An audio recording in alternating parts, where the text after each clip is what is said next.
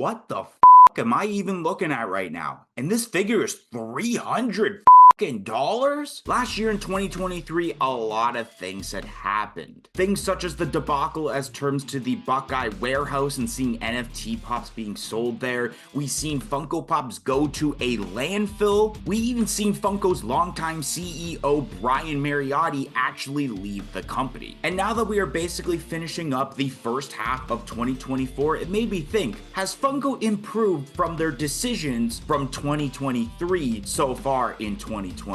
So I'm DK Wrestler, and in today's video, I'm going to be talking about 3 things that I like and 3 things that I'm not entirely the biggest fan of as terms to things that Funko have done so far in the year of 2024. So let's get right to it. We have to start off with the cons, which the very first one that I need to talk about is Funko's newest collectible figure, Project Fred. Now, of course, Project Fred is like a 10 to 11 inch figure with a very different design compared to a Funko Pop. However, these figures are retailing for $295 USD since they are a very limited piece count. Now, Project Fred, when it first started with that Bob's Big Boys, seemed very promising, but then when the Coca-Cola one released and then most recently the Icy Polar Bear one released, it just seemed very garbage for the price you were paying for because it just seems like an oversized version of the already non-existing Artist Series figures. This is why a lot of people, when it came to Funko Pops,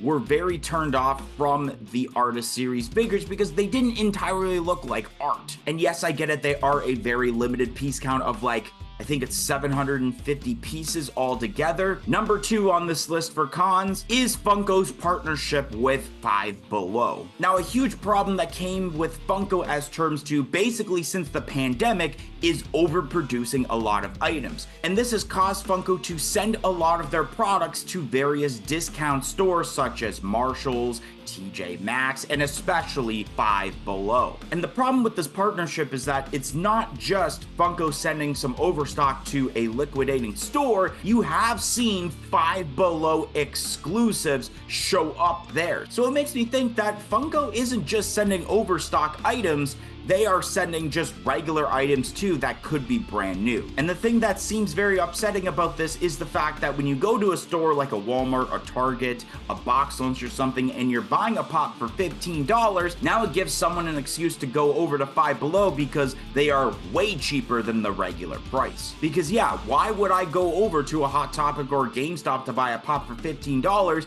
when I know at some point it's going to be $5.95 or below as terms to Five Below? And then the third and final point for the cons is the fluctuation due to box size. Now, I understand that over time there's going to be price increases on certain products. I mean, I remember back in the day buying a Funko Pop for $11.99 Canadian, but now I have to buy a common pop for $17.99. So that's understandable, but a huge thing in terms to Funko in 2024 is getting money out of you, but it's only because of the box size. One huge example I've mentioned on the channel multiple times is the new Elmo on Trike Pop Rides from Sesame Street that was exclusive to TargetCon 2024, where the pop is literally the size of a 4-inch pop, and you can actually fit it in a original Sesame Street pop as shown in the photo provided from Wasatch Pop. But then when it comes to the actual pop, there is so much space because it is a Pop Rides,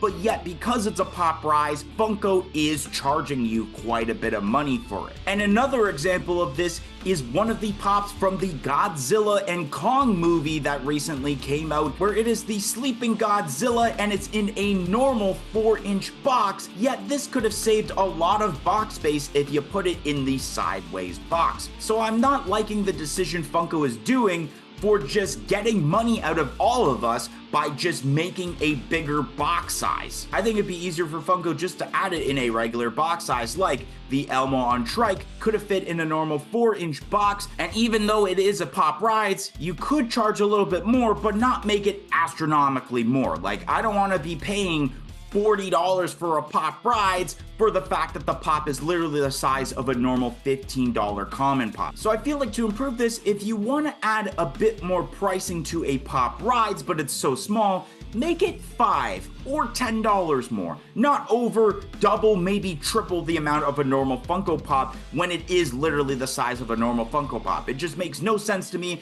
and especially when you ship out these pops, it is less likely for these pops to get damaged. But then now going to the good side of Funko, the pros, and the first one I wanted to talk about is involving the Pop Digital lineup. The Funko NFTs, which of course if you're a regular viewer of this channel, you know that I do quite a bit of videos as terms to these drops. And what I'm talking about as terms to a pro is the NFT sets actually shipping out much quicker than they usually do. The Pop Digital lineup is a pretty long process. On the day of release, you get your packs, and then there's a 90-day time period in which you can get all the cards as terms of the legendaries, the grails, or even the cards to make your royalty. And then once that happens, there is the snapshot process, you get your redemption token, and then that's when you're able to cash out your Funko Pop. And once you cash it out, you gotta wait 1 extra month for everyone else to do it, and then it takes an extra like 3 to 4 months for them to actually arrive to your doorstep. Now it seems like in 2024, we're actually seeing a much quicker improvement as terms to shipping time. The big example is the first NFT set of 2024, that being Squid Game, where it came out in January. The redemption period did happen in May, and then the redemption period was over right at the beginning of June, and as we are basically ending off June, we actually see the redeemable pops in the hands of the collectors. And so normally we wouldn't see a preparing for shipping until at least a couple of months later,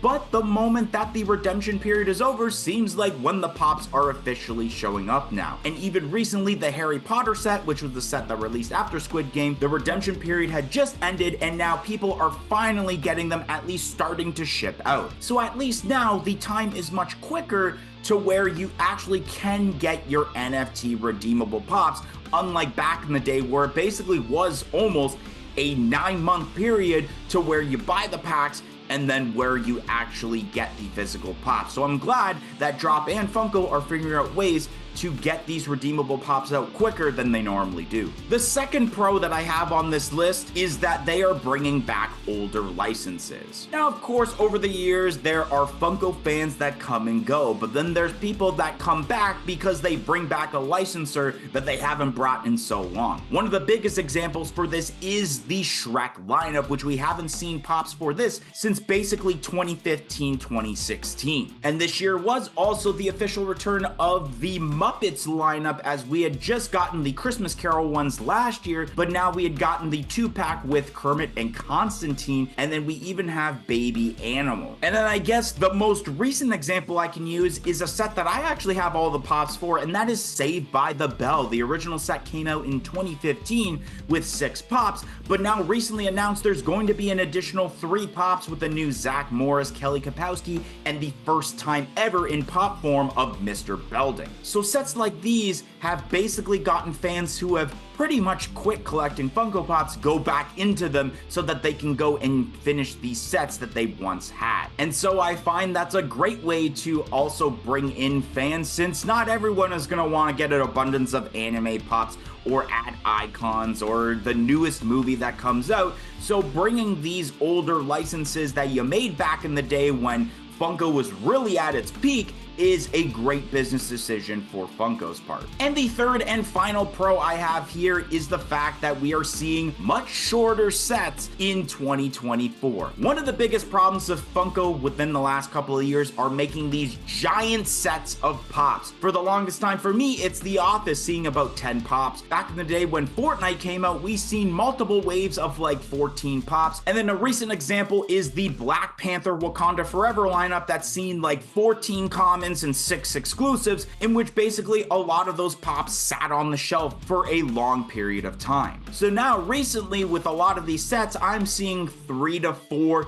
maybe 6 at max. Even with the new Shrek lineup, like I mentioned, there's like 5 pops in that set, maybe 6. With the new Saved by the Bell that I'm talking about, it's 3 pops instead of the original 6 that we've seen. Even with lineups that I talked about earlier that had massive waves like Fortnite, the most recent wave had 4 pops in it. So doing these shorter sets are great for the long haul, so that if you do have people that collect so many different IPs that it just doesn't overwhelm them to where, oh, I need to buy 14 of these pops, and because of that, I'm not going to be able to buy pops for this certain set. Anyways, guys, that's going to be the end of today's video, and if you enjoyed today's video on me talking about my likes and dislikes of Funko in 2024, don't forget to like, comment, and subscribe. Let me know your opinion down below on how you think Funko has done in 2024 thus far, and I hope to see you guys in the next video. 1, 2, 3, I'm out of here.